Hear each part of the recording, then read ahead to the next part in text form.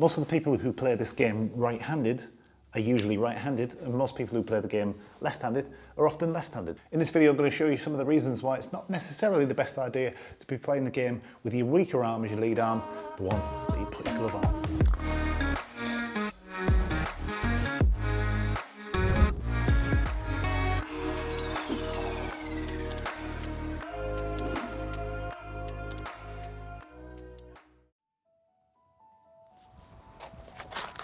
Now there's no need for any calls for any alarm or anything like that. I'm not going to advise to play the game the other way around, so don't worry about that. I'm just going to highlight some of the problems that can come around from playing the game with the stronger arm as the trail arm, how that can affect club delivery in a negative way, and then the subsequent problems with ball flight.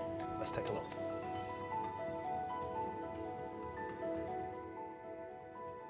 So flipping through impacts, this is something that's extremely common. Most of the time this takes place because the player is trying to square the club face up with their trail arm, usually the stronger arm like we said earlier, and not using the lead arm to actually rotate the club face to square it up. Now when we use the right arm excessively, what it will generally do is it'll add loft when we square the face. So that's one way that we can actually square the club face, is leaning the shaft backwards a little bit. It's going to have a closing effect on the face. That's one way to square the face. That's a good thing. But adding the loft, maybe that's not a good thing. Players tend to hit the ball maybe a little bit too high, lose a little bit of distance. The second thing that flipping does, it tends to move the low point of the arc further back. When this right arm is overactive, the angles in the arm at the elbow and the wrist tend to break down too early. This tends to cause the club to interact with the ground just a little bit too soon. That can cause heavy shots off the fairway, and then hitting out a rough is particularly difficult. When the player maintains the angles at the elbow and at the wrist and doesn't flip through contact, it's more likely that the shaft is going to be leaning forward, which tends to promote a little bit of a de-lofting, which is often advantageous, and it will move the arc or the low point of the arc a little bit further forward. The angle of attack on the ball is probably likely to be a little bit more descending.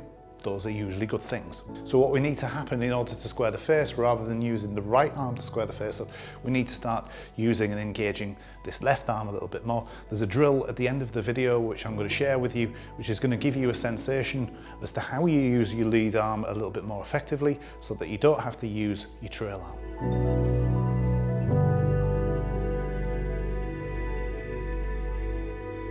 Problem number two is the over-the-top movement, or what's regarded as being an over-the-top movement, where somebody's going to cut across the golf ball.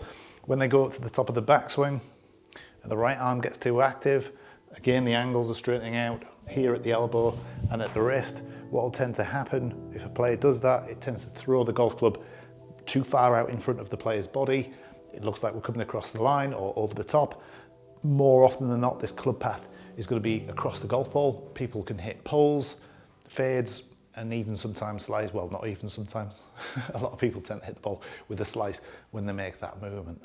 When the angles in the arm are maintained here at the elbow and at the wrist, the player tends to rotate the body, maintaining these angles for longer.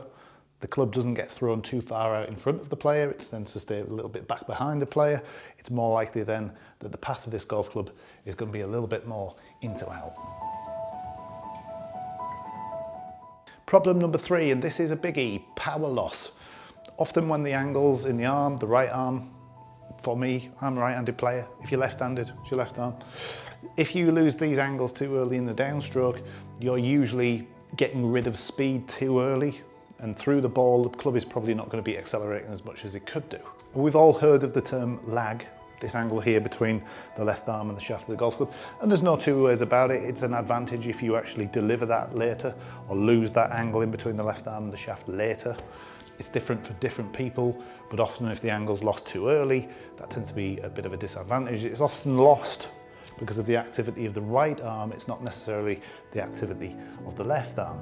If we can retain the angles here at the wrist and the elbow again for longer on the way down, the angle between this left arm and the shaft is going to be maintained for a little bit longer. Subsequently, the body is going to turn to move the club rather than the arm swinging the club at the ball. The body's going to be more involved, so there's going to be more rotation. Then the angles start to disappear out of the right arm.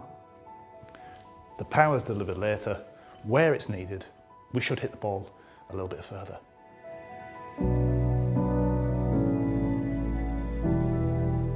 Right, now it's time for the drill. We've talked about all the negative things that can come from swinging the club too excessively with your trail arm, usually the stronger arm, and having a dormant lead arm, usually the weaker arm, is a disadvantage. So let's try and get this left arm, this lead arm for a right-handed player. Obviously it's the other way around if you're left-handed, but the left arm, this is going to start doing a little bit more of the work, and the right arm is going to start doing a little bit less of the work. They're going to work together to give us optimal impact condition, or close to optimal. I'm not going to promise optimal impact positions. You're not going to be playing on the PGA Tour in 6 months' time. But it is going to help you strike the ball a bit more crisply, maybe deal off the club a little bit, maybe compress the ball a little bit more, hit the ball further, interact with the ground better. God, this sounds good, doesn't it?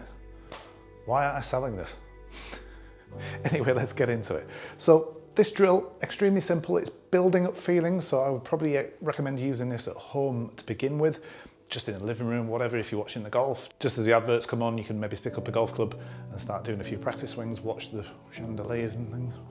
So this drill, right hand first. So I'm going to get you to put your stronger arm on first, assuming that this is the stronger arm. If it's not, you've come far too far through this video. So this trail arm up to the top of the backswing, holding the golf club with one arm. Now all I want you to do is to try and go as far through impact as possible. This isn't hitting balls, by the way, this is just without a ball. I want you to go as far through impact as you can, retaining the bend at the elbow and the angle in between the back of the hand and the back of the forearm in the right arm, or your stronger arm, for as long as possible through contact. Just trying to generate a feeling as to what that's like in the right arm to do that.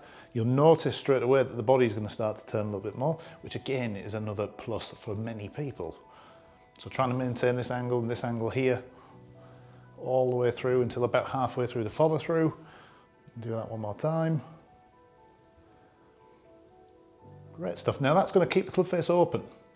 Okay, so now the left arm needs to do the work of rotating to actually square the face up. That's the second part of this drill. So we're going to swap hands. Now go to your glove hand, up to the top of the backswing or near enough. And then on the way down, as you're getting through to this position here, once you get about halfway down, I want you to start to feel as though the entirety of the arm, from pretty much the shoulder all the way down to the wrist, is going to apply a twist onto the golf club. And it's that twist that's going to square the face up. For a lot of people out there who this is the weaker of the two arms, if you're playing golf right-handed, your left arm is probably the weaker of the two arms. It's often dormant, it doesn't rotate. It just tends to go through the ball like this. Chicken wings, bends, doesn't look pretty. Doesn't really work too well for most golfers. So left arm again, coming down to about halfway through the downstroke. Now try and apply twist on the grip, a closing twist with everything all the way from the shoulder all the way down to the wrist. You can kind of see the impact conditions that's going to give us. Do 2, 3, 4 of those. Swap hands again. Go back to your right hand up to the top. Maintain the angles at the elbow and the wrist. Swap back over again after a few of those, back to the left arm, applying the twist. Now put two hands on and try and feel as though they're both doing the work that they need to do. So maintaining the angles in the back of the hand at the elbow, twisting with the left hand to square the face, and then we should be getting pretty damn good impact positions. Thanks for watching the video. If you've tried the drill and you enjoyed it, please let me know in the comments box below. If you haven't subscribed to the channel yet, please do so. Like the video as well and share it. I'll see you again soon. Take care.